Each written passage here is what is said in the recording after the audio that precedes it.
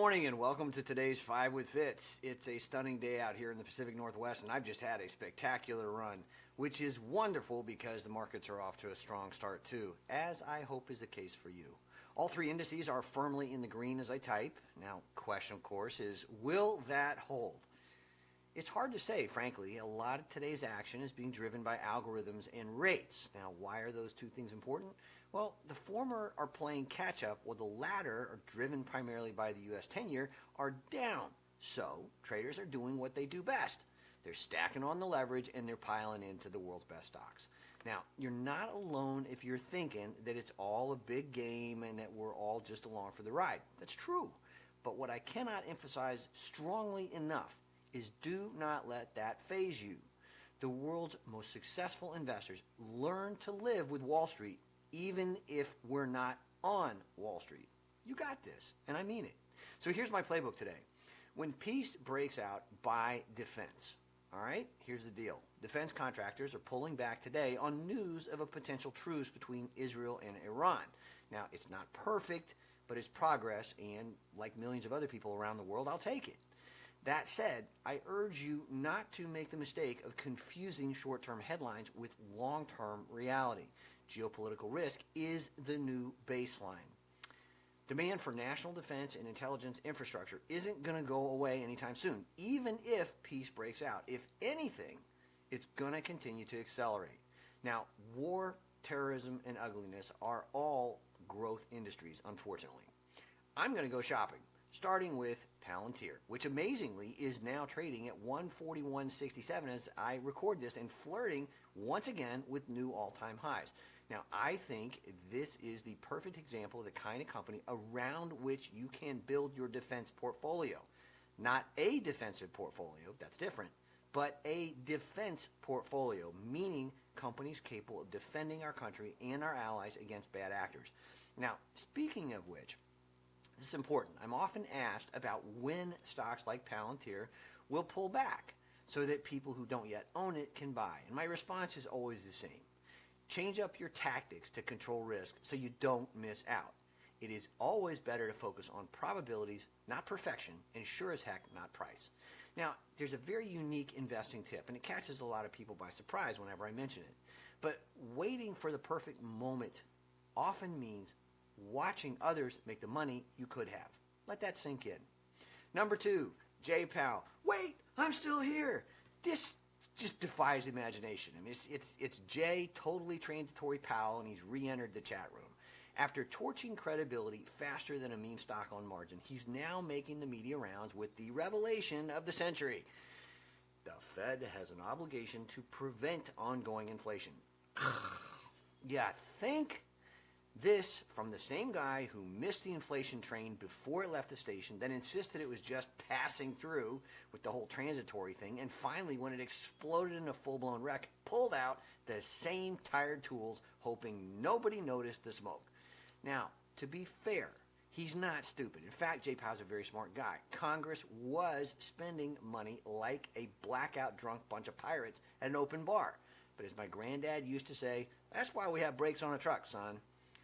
Keith's investing tip today in this department: do not bet on the Fed fixing anything.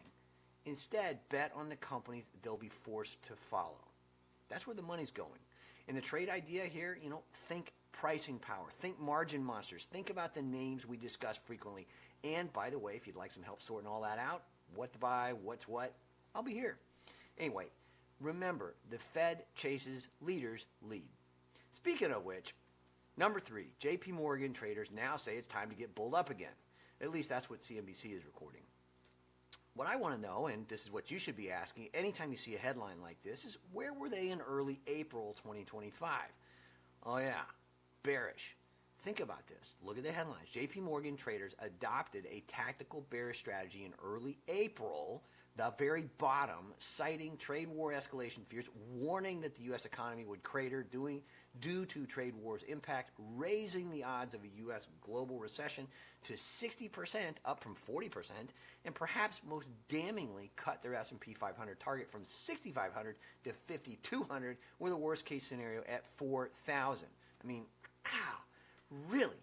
Meanwhile, the S&P 500 is up roughly 8.4% since April 1st, give or take a basis point, a few friends. Here's the thing, and yet again, if you're reading the headlines, you are already late to the party, folks. The trade was weeks ago in April, in early April, when sentiment was sour, headlines were grim, and folks were panicking. Something, in fact, that I specifically noted on April 9th at the depths of the sell-off when I said buying would be the smart move to make during an interview with the one and only Charles Payne on that very day. Now, I'm not telling you this to brag because that's not my style. I could easily have been wrong. That's how this business works. What I want you to focus on and what I want you to understand is that you buy the best because the best buying opportunities are almost always accompanied by big money whining. So Keith's investing tip, if you're waiting for the headlines, aka permission to buy from Wall Street analysts, that's an engraved invitation to miss out on profit potential. And trade idea, in this instance, well, to be fair, it's more of a counter trade idea, but consider a few well-placed at-the-money S&P 500 puts, a bet that stocks will go down, with the intention of holding them no more than a few days.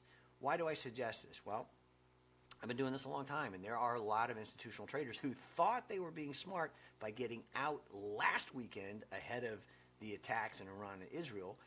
They're none too happy about having missed the run. Now, I can easily envision these same folks engineering a sharp, quick downdraft so that they can buy in at better prices when they scare all the weak money out.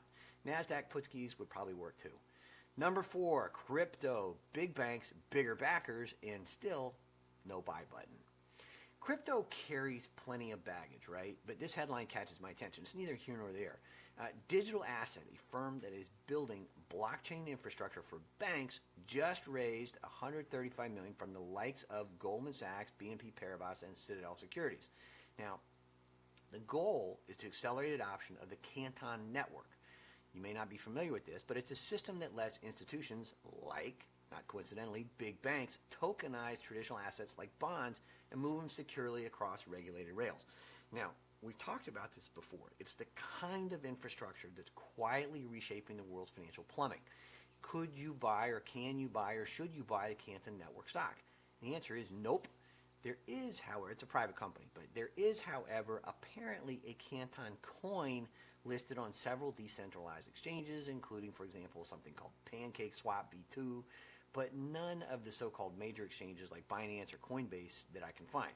Now, some sources show a token with a price of 6 cents and change. Of course, that is change, but I'm repetitiously redundant.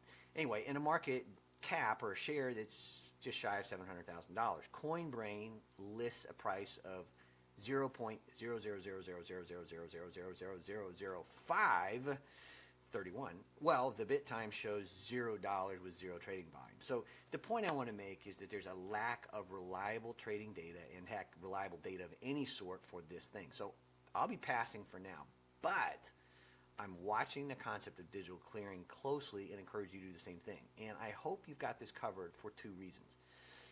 A, because digital currency is inevitable in my humble opinion, and B, that means digital clearing, which is what we're talking about here, has a shot at being very, very profitable for early investors. Now, the OBA family, again, I don't want to brag, but I'd be remiss in reporting this, because this is the kind of stuff we talk about all the time. The OBA family's been on board with this concept for quite some time, and my favorite choice in this department's up 138 or returned 138.26% since I brought it to the OBA family's attention versus 44.55% from the S&P 500 over the same time frame, which is a fabulous number, by the way. So anyway, the point is, hopefully you're doing something similar, or at least thinking along similar lines.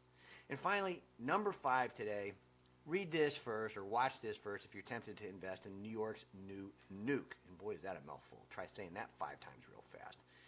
New York just announced plans to build its first new nuclear power plant in over 15 years. Now, that's a sharp reversal from the Cuomo-era shutdowns. The facility is going to power up to 1 million homes, apparently, and reflects a growing trend. Tech giants, states, and now Washington are warming up to nuclear power as AI-driven energy demand skyrockets. Now, this sounds very bullish on the surface, and it may be eventually, but let's not get ahead of ourselves. Building new nuclear power plants in the United States will likely take decades, even with federal fast tracking. And don't even get me started on the cost overruns. If you're tempted to chase tomorrow's shiny new toy, I get it, and I won't blame you if you do. My POV is that you may get lucky, but you almost will certainly miss out on where the real cash flow is today. Midstream transporters, pipelines, and utility-grade natural gas players. In other words, follow the energy, not the hype. Nukes may power our future, but the right names are already capable of powering your portfolio today, especially when it comes to dividends. As always, I've got a few ideas, and I'll be happy to toss my hat in the ring if that's helpful. Bottom line today, you can build wealth or you can build a portfolio of excuses. It is entirely your choice. As always, let's make it a great day. You got this, I promise, and I'll see you tomorrow. Thanks for spending a few minutes with me today. See ya.